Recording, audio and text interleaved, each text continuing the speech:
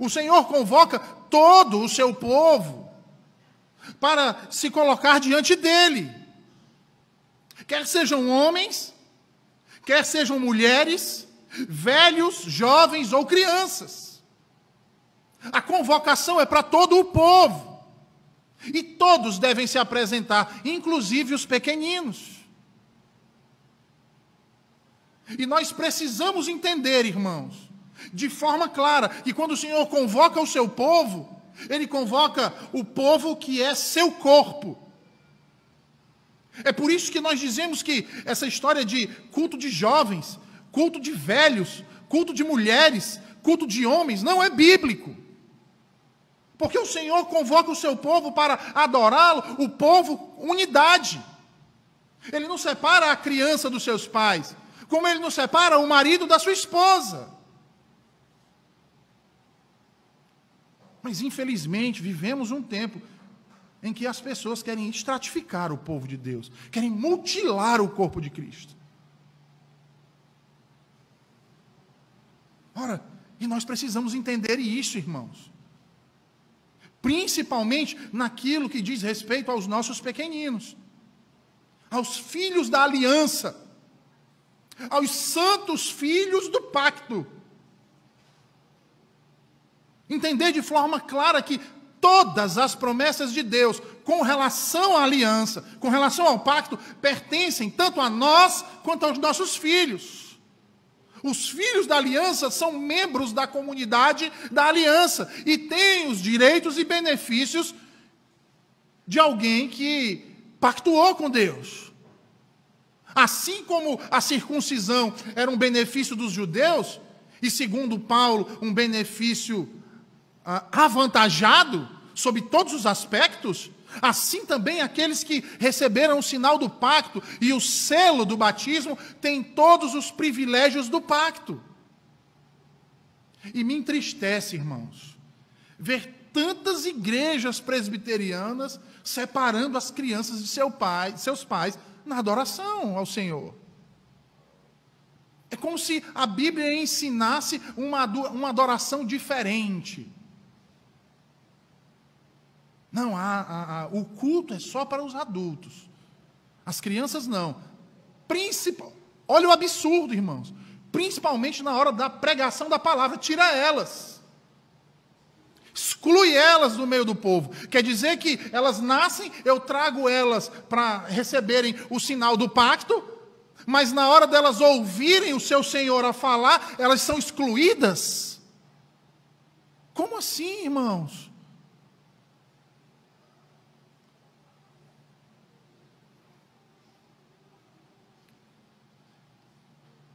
Na minha Bíblia, o Deus que se revela nas Escrituras, Ele não faz acepção de pessoas, nem de classe social, nem de gênero e nem de idade. Aí tem aqueles que tentam amenizar a situação. Não é porque nós separamos, porque as criancinhas têm que ter uma didática diferente na instrução delas. O sermão tem que ser infantil. Irmãos, onde é que tem na Bíblia alguém pregando sermão infantil? Pega o ministério do Senhor Jesus. Quando foi que Ele pregou um sermão infantil? Quem foi que inventou essa história de sermão infantil? Olha para a antiga dispensação. Olha as ordens que o Senhor dá. Para inculcar a sua verdade, a sua palavra, a sua aliança nos filhos e nos filhos dos nossos filhos.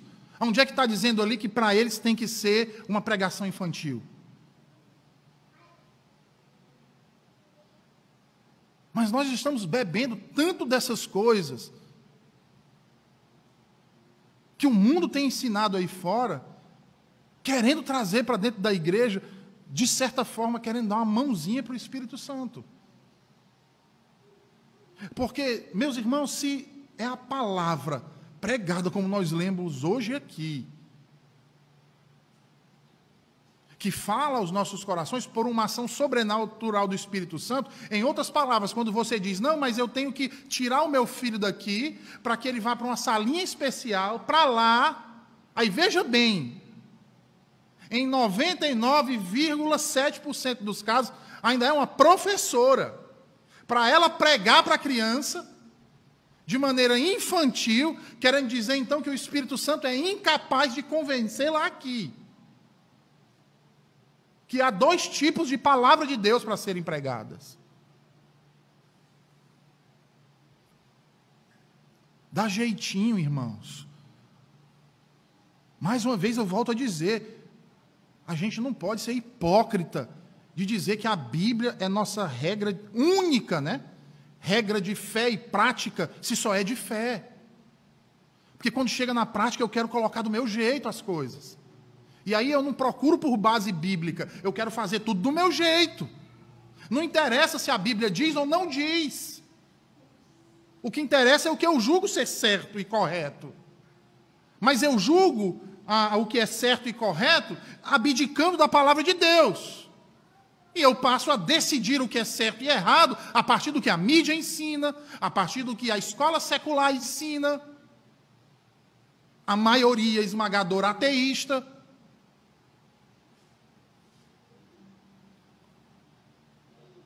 Onde Cristo pregou de forma diferente para as crianças ou a seus pais.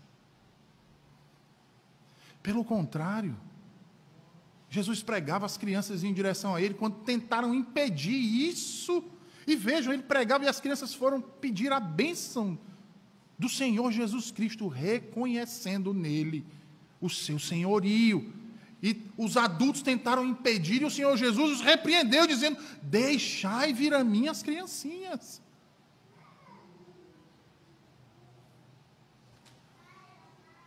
Ora, quando Moisés reuniu a congregação do Senhor, pelo que Deus estabeleceu como seu povo da aliança, meus irmãos, todos estavam incluídos, homens, mulheres e crianças.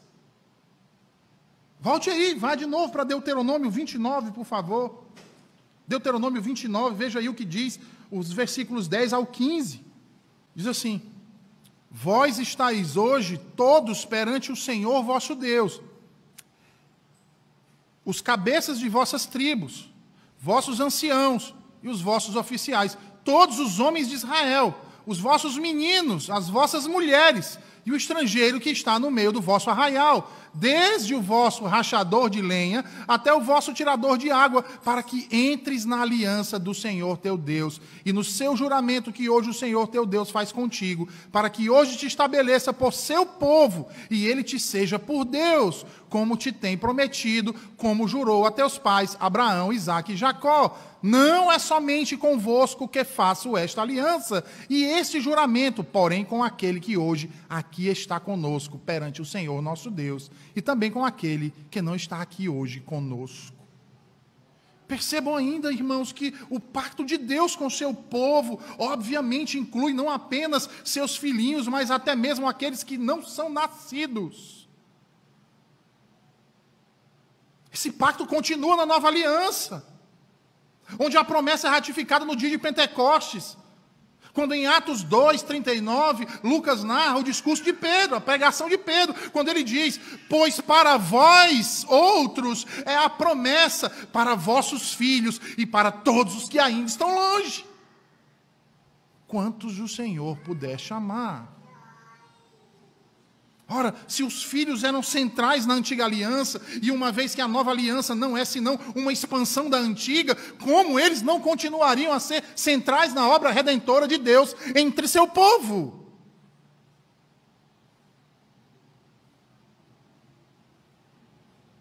Não excluam os pequeninos do culto ao Senhor. Vejam, no coração da aliança de Deus com Abraão, estava a condição que Deus estabeleceu a Abraão. Gênesis 18:19, o Senhor diz, porque eu o escolhi para que ordene a seus filhos e a sua casa depois dele, a fim de que guardem o caminho do Senhor, pratiquem a justiça e o juízo, para que o Senhor faça vir sobre Abraão o que tem falado a seu respeito. Ora, as epístolas do Novo Testamento reiteram as mesmas condições aos constituintes da família, isto é, maridos, esposas, filhos e servos. E por que faz isso, irmãos? Porque a palavra de Deus, como diz Paulo, é dada a todos os membros da comunidade do pacto. E isso inclui os nossos pequeninos, de mais tenra idade. Sendo assim, como povo de Deus, nós devemos nos regozijar ao ouvir o barulho das crianças em nosso meio. É indicação de bênção. Bênção que elas têm na aliança e de seu dom da vida. É assim, irmãos, que Deus aumenta o nosso número e avança seu reino através das gerações.